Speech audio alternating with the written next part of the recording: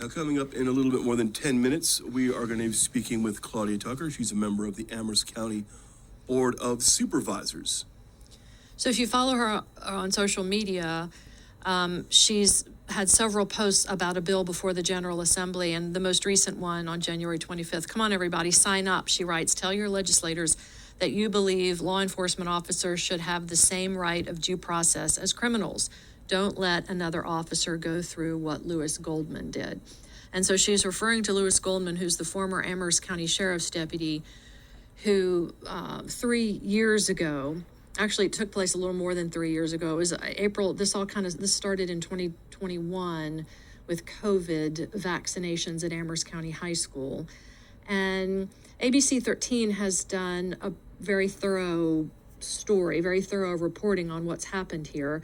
It all started with the wife of the current Amherst County Commonwealth's Attorney Lyle Carver. There's a video that ABC 13 has at their website, WSCT.com, of her vehicle pulling in. And she was there to get her second vaccination and was going to have it done from her car. And Lewis Goldman was the sheriff's deputy working the whole event at the time. And in the video, you see him go over to the car window, and there's 13 seconds of some kind of interaction in which he said he was just telling her to pull her car forward. Was there any reason she couldn't get out of the car? The typical questions you ask as someone's pulling in to get the vaccine. And then at that point, a nurse comes out with a cart, and she says, I've got it from here. So she was going to give the Mrs. Carver the shot from the car. And it was 13 seconds. And then he walks back into the building. And then shortly thereafter is told that he's being relieved that day of his responsibilities. Didn't know why. Apparently she was angry about the altercation. Or an interaction, the interaction. And he was demoted within the sheriff's department, and then the Commonwealth's attorney for Amherst County issued what's called a Brady letter, which basically, when a sheriff's deputy gets one of these, it means you can't testify in court, which basically makes you not very useful within a sheriff's department. It's kind of your it's your walking papers coming from the Commonwealth's attorney all over this incident, this very brief incident outside Amherst County High School in 2021. ABC 13 looked into that initial investigation done by the Amherst County Sheriff's Department at the time. Sheriff E.W. Vire in charge. He was the sheriff of Amherst County, and his daughter happens to be the woman who was in the car.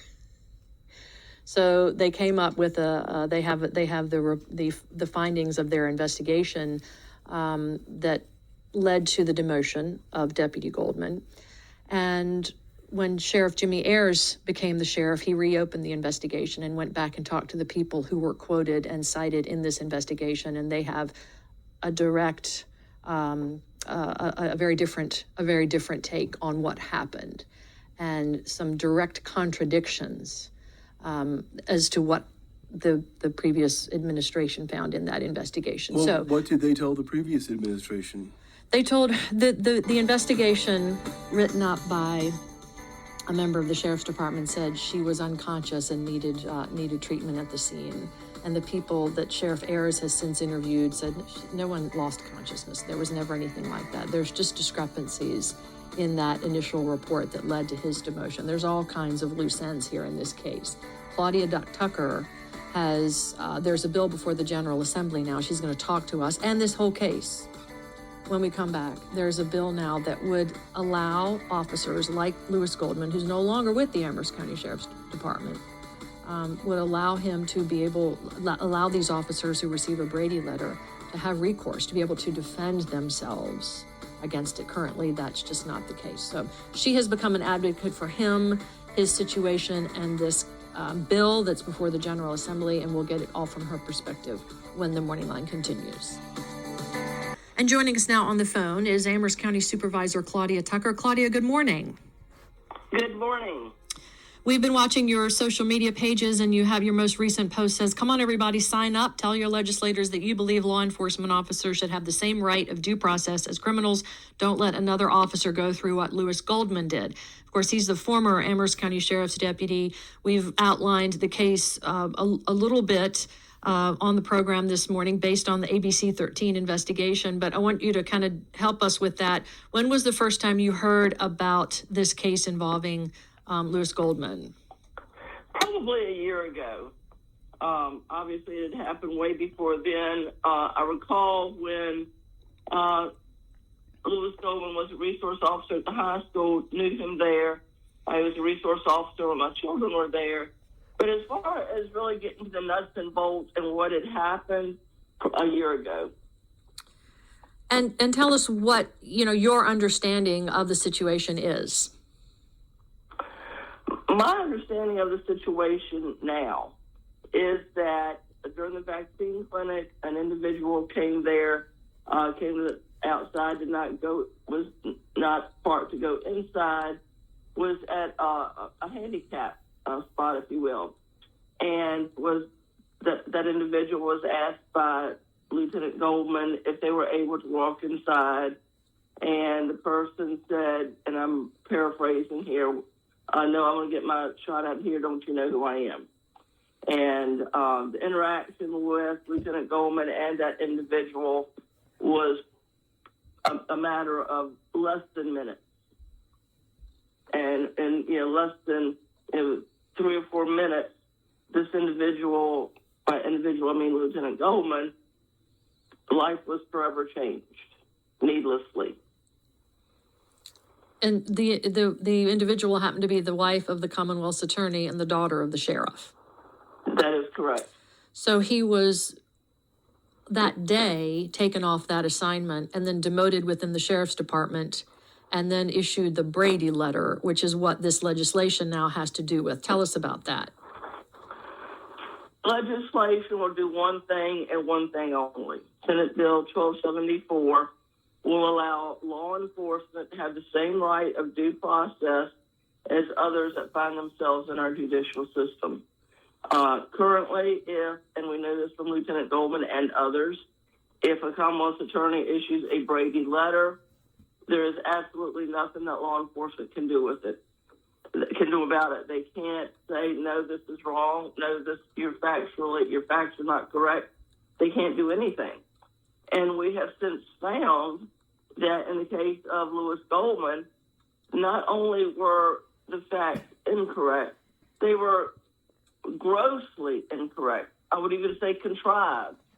A proper investigation according to agency protocols was not done when Jimmy Ayers became sheriff, when the election became sheriff, took office January of last year.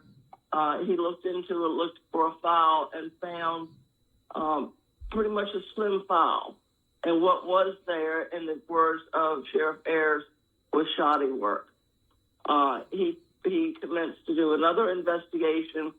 This investigation was done using video, was done using, taking notes, done using many interviews, certainly done in accordance with agency protocol. And we found out that what was said was just not true, absolutely not true. It was said that the individual that the Commonwealth attorney's wife lost consciousness, was in medical distress. No, that was just not true. It was not true. And I'm not going to go into what her reasons for not wanting to go inside. But the main point is that they said that she lost consciousness, was in medical distress, and we now find out that none of this was true. Mr. Goldman's interaction with her was far less than 5 minutes, enough to go talk to her, see who she was, and then he walked off, and a nurse came to the vehicle. Well, I mean, we've noted that this woman is the daughter of the sheriff, the wife of the Commonwealth's attorney. I mean, is it fair to say that she went to one or both of them and said, hey, I didn't like the way I was treated by this guy? That's my understanding, that she called her father and or her husband and said that she didn't feel like she was treated properly. They, did what any husband or any father would do. Talked to her, got righteously indignant, and the thing, I think, just took on a life of its own. And rather than follow the facts, they followed their emotion and followed a relationship. And so, I mean, And the end result is that this man, who was beloved by our community, beloved by kids in the school, and I have had so many kids who he touched their lives reach out to me and say, Ms. Tucker, what can we do about this? This is a beloved member of our community, and his life has been ruined. His life has been ruined so badly, he can't ever get the pieces back. His retirement, his livelihood, his good name, his standing in our community, all of this was ruined. It was taken away from him by someone who just, for reasons I will never understand, thought that they were better than someone else. And with the original report, where it basically is just typed up and doesn't look like much of anything went into it. Do you think that's some kind of a cover up for what happened? Try to, hope that it paper over it and it goes away? Well, it has to be a cover up. If nothing valid happened to warrant giving this man a Brady letter, to warrant taking this man's career away, then what else can it be? Of course, it was factually incorrect. It was drama, pure and simple. And then once people started going down that road, like anything else, you have to keep adding to it and adding to it. Speaking with Claudia Tucker, she's a member of the Amherst County Board of Supervisors. So the supervisors have thrown the support of the Board of Supervisors behind this measure in the General Assembly that would allow officers basically to defend themselves, have their recourse for being issued a Brady letter. And you're encouraging people to sign on to support this legislation. First of all, how's it doing in the General Assembly? The legislation has been introduced. What most folks don't know, there were some concerns by the NAACP. And that language that they had concerns about has been removed. And so there is a substitute bill now that, is my understanding, has removed the concerns of the NAACP. What this bill does not do, it does not protect law enforcement officers who have done wrong. It doesn't, quote, protect dirty cops. It does nothing like that. It's the exact opposite of that. It allows our law enforcement officials to have due process. So if they are accused of something, they have the right to bring facts forward and be judged. And a county like Amherst, or no county, can operate if the top, which is their law enforcement, the sheriff, and their Commonwealth attorney aren't working together. The only folks that are suffering from all of this, quite frankly, are the citizens of Amherst County. If your sheriff can't trust your Commonwealth attorney, then we have just got a dysfunctional relationship here, a dysfunctional atmosphere here, and if people are not being served well, your tax money is not being used well. Wow. So who, in your opinion, as we talked to Claudia Tucker, Amherst County Supervisor, how do you fix this if it's that dysfunctional relationship between the Sheriff's Office and the Commonwealth Attorney's Office? Well, I will say that I have personally gone to the Commonwealth Attorney's Office and sat down and talked to him and pleaded with him to, let's right the ship, let's put, bygones behind us, and let's go on to a productive relationship where the citizens are served. I have asked him numerous times to rescind the Brady letter, since it's so glaringly obvious now that the charges were trumped up and what was said was not accurate. And it has obviously fallen on deaf ears. So the only thing that we can do is it has to be a legislative fix. If talking to the Commonwealth's attorney cannot, we can't get anything there, then it becomes a legislative fix. Unfortunately, in the General Assembly, this is a short session, so time is of the essence. But the bill, I'm told the bill may be heard this week. I certainly hope that's the case. And would it apply, if it were passed, would it apply retroactively? So then officers who have received a Brady letter would then be able to defend themselves? That's a great question. And yes, when the legislation was written, that was a point that we wanted to make sure that those who had, that it would be retroactive. So the Lewis, folks like Lewis Goldman, that they could then have their case heard, and what that horrible wrong could be made right. Reading the initial investigation, the one-page report of investigation that was done on Lewis Goldman, and some of the things it says, for instance, it quotes Sam Bryant, another deputy who was there. And Sam Bryant at the time was our public safety director. Excuse me, the public safety director. He was present for the exchange between Mrs. Carver and Deputy Goldman, and he believed the situation was deteriorating, so he stepped in to intervene. He described Mrs. Carver's medical situation as bad, and she quickly lost consciousness. Bryant and the nurse on duty, Blair Payne, were able to revive Mrs. Carver and administer her second dose. So the new sheriff, Jimmy Ayers, went back and looked, and they talked to Sam Bryant and to the nurse, and they just said that she was never unconscious, and that never happened. Correct. Miss Carver never lost consciousness. She was not in medical duress. Wow. This is just, we'll be following this. I know that ABC 13 has, with Noreen Turin, did a very extensive investigation into this, looking at the video of the exchange in front of Amherst County High School on that day, and looking at this report, which, it's since been, the people quoted in the report or people referenced in the report have since said that these parts were not true.